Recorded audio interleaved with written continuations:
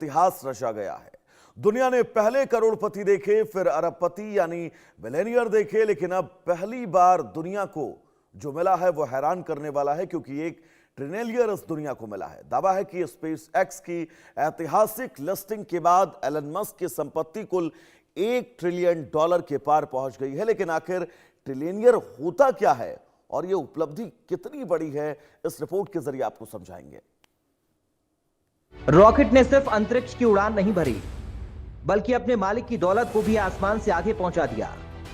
करोड़, अरब और ट्रिलियन के इस खेल में आखिर मस्क ने ऐसा कौन सा रिकॉर्ड बना दिया जो आज तक कोई नहीं बना पाया था।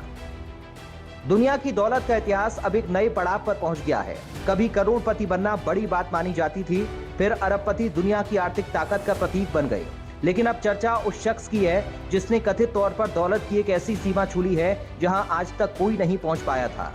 स्पेस एक्स की धमाकेदार लिस्टिंग के बाद एलन मस्क को दुनिया का पहला ट्रिलियनियर बताया जा रहा है। अगर यह आंकड़ा कायम रहता है तो यह सिर्फ एक व्यक्ति की संपत्ति की कहानी नहीं, बल्कि वैश्विक अर्थव्यवस्था के इतिहास का नया अध्याय होगा। समझिए पूरा गणित। दौलत की दुनिया में कुछ शब्द अक्सर सुनाई देते हैं, लेकिन इनके बीच का अंतर समझना जरूरी है। मिलियनियर, जिसके पास $10 लाख या उससे अधिक संपत्ति हो। बिलियनियर, जिसके पास $1 अरब यानी $100 करोड़ या उससे अधिक की संपत्ति हो। ट्रिलियनियर, जिसके पास $1 ट्रिलियन यानी 1000 अरब की संपत्ति हो। यानी $1 ट्रिलियन तक पहुंचना 1 अरब तक पहुंचने से 1000 गुना बड़ा मुकाम है। इसी वजह से ट्रिलियनियर शब्द दशकों से चर्चा में था, लेकिन कोई व्यक्ति इस स्तर तक नहीं पहुंच पाया था। दुनिया के पहले अरबपति की कहानी। आज भले ही दुनिया में सैकड़ों अरबपति हों, लेकिन इतिहास में पहला बिलियनियर बनने का श्रेय अमेरिकी तेल कारोबारी जॉन डी रॉकफेलर को दिया जाता है। वर्ष 1916 में उनकी संपत्ति पहली बार $1 अरब के स्तर पर पहुंची थी। उस दौर में यह उपलब्धि इतनी बड़ी थी कि दुनिया हैरान रह गई थी। इसके बाद समय बदला, उद्योग बदले, टेक्नोलॉजी आई और अरबपतियों की संख्या बढ़ती चली गई। लेकिन ट्रिलियन डॉलर की सीमा अब भी एक सपना मानी जाती थी। एलन मस्क कैसे पहुंचे इस मुकाम तक? एलन मस्क की संपत्ति नकदी में नहीं, बल्कि उनकी कंपनियों में हिस्सेदारी के रूप में है। Tesla, SpaceX, XAI, Neuralink, इन कंपनियों, खासकर स्पेस एक्स की वैल्यू तेजी से बढ़ी है। स्पेस एक्स की लिस्टिंग के बाद कंपनी का मूल्यांकन रिकॉर्ड स्तर पर पहुंच गया। क्योंकि मस्क की कंपनी में बड़ी हिस्सेदारी है, इसलिए उनकी कुल नेटवर्क में भी जबरदस्त उछाल आया और वे $1 ट्रिलियन क्लब तक पहुंचते दिखाई दिए। आखिर ये उपलब्धि इतनी बड़ी क्यों मानी जा रही है?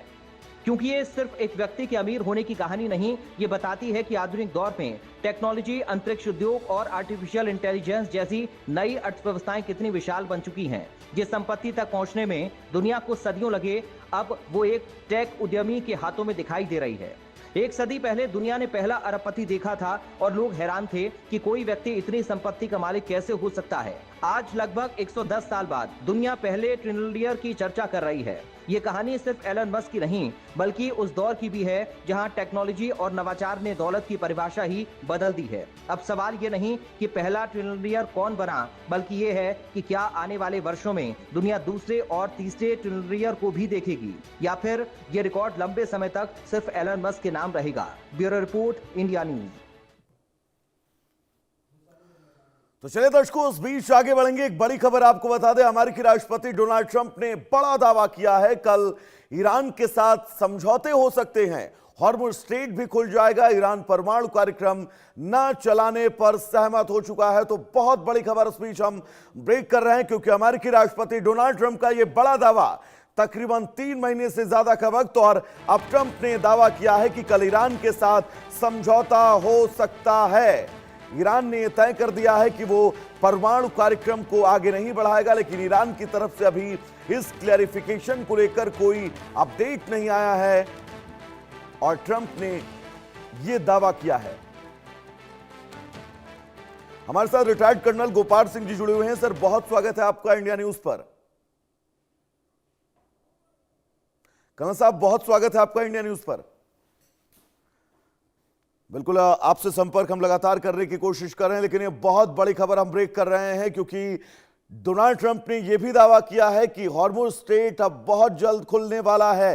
ईरान परमाणु कार्यक्रम को आगे ना बढ़ाने पर सहमत हो चुका है। लेकिन इस सहमति में क्या ईरान की भी हामी है, ये बहुत बड़ा विषय है, क्योंकि ईरान ने हमेशा इस पर प्रतिक्रिया दी है अमेरिका के खिलाफ ही।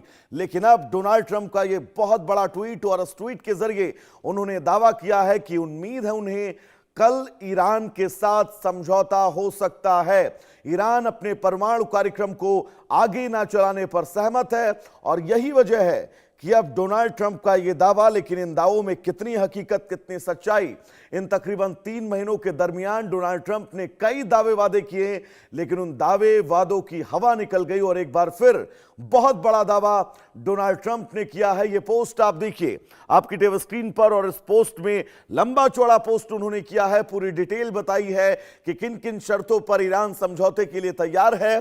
साथ ही उन्होंने इस बात का भी दावा किया है कि हॉर्मुज स्ट्रेट बहुत जल्द खुलने वाला है। हमारे साथ रिटायर्ड कर्नल गोपाल सिंह जी जुड़े हुए हैं। सर, बहुत स्वागत है आपका इंडिया न्यूज पर। बहुत बहुत धन्यवाद भाई साहब। सर, एक बार फिर डोनाल्ड ट्रंप की तरफ से दावा किया गया है कि सब कुछ ठीक होने वाला है, ईरान मानने वाला है। आपको इस बात में कितनी सच्चाई, कितनी गंभीरता लगती है? देखिए, जो डोनाल्ड ट्रंप साहब बार बार कह रहे हैं, कहते आए हैं और हर दूसरे मिनट पे बदली हो जाते हैं, अभी तक कोई पूर्ण रूप से ईरान की तरफ से कुछ नहीं कहा गया है। संभावनाएं जरूर हैं कि दोनों के बीच में सहमति बने, और युद्ध विराम तो चल ही रहा है, लेकिन उसके साथ साथ में जन समझौता हो। लेकिन जब तक ये सामने नहीं आता तब तक कुछ कहना जो है उचित नहीं होगा। जिस प्रकार से अब तक बातें हुई हैं, जिस प्रकार से बार बार बयान दिए गए हैं, और जो शर्तें अमेरिका चाहता है वही शर्तें क्या ईरान को माननी है, मुझे लगता नहीं है। क्योंकि ईरान अपनी शर्तों को लेकर के बैठा हुआ है और अमेरिका अपनी शर्तें चाहता है। तो ये दोनों का अब तक जो है बातें चलती आई हैं, और ईरान की IRGC के अंदर काफी जो है सख्ताई लेकर के बात कर रहे हैं कि हम लास्ट राउंड तक लड़ेंगे। तो क्या ये समझौता हो सकेगा, ये कहना अभी मुश्किल है। यदि होता है तो ये विश्व के लिए एक बहुत बड़ी राहत होगी, मैं तो यही कहूंगा। जी कर्नल साहब, आपको नहीं लग रहा है कि डोनाल्ड ट्रंप वैश्विक स्तर पर अपनी विश्वसनीयता को खो रहे हैं, ऐसे दावे करके उसके बाद ईरान उन दावों को सिरे से नकार दे रहा है?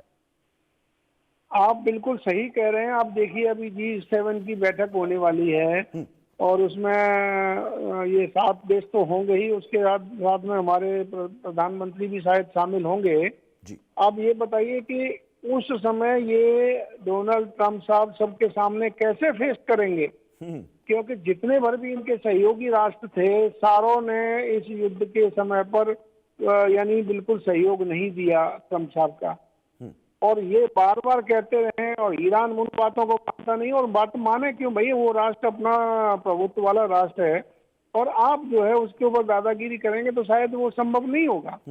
लेकिन यदि ये बात बनती है और समझौता होता है, और किसी कारण बस या जो भी समझ से लेकर के ट्रंप साहब इसको समझौते को कार्यान्वित करते हैं और ये हो जाता है, तो ये पूरे विश्व के लिए एक बहुत बड़ी राहत की बात होगी। क्योंकि एनर्जी रिसोर्सेज जिस प्रकार से डिप्लीट हो रहे हैं और लोगों तक नहीं पहुंच रहे, पूरे राष्ट्र के अंदर, पूरे विश्व के अंदर त्राही मची हुई है। और कुछ देश, यहाँ तक कि भारत बहुत अच्छी तरीके से संभाल करके लेकर के आया है अभी तक, लेकिन आगे आने वाले समय में यदि इसी प्रकार से चलता रहा तो मुश्किल सबके लिए बढ़ी हुई है और बढ़ेंगी। लेकिन यदि ये समझौता हो जाता है तो मैं यही कहूँगा कि ये बहुत ही अच्छा होगा, और इसको हम अच्छी तरीके से अपनी तरफ से भी सराहना करेंगे। और बिल्कुल इंतजार भी करना होगा कि आखिर अब इस ट्वीट का कितना असर ईरान पर पड़ेगा, ईरान क्या कुछ कहेगा इस ट्वीट के बाद। फिलहाल आपका बहुत बहुत शुक्रिया हमें समय देने के लिए।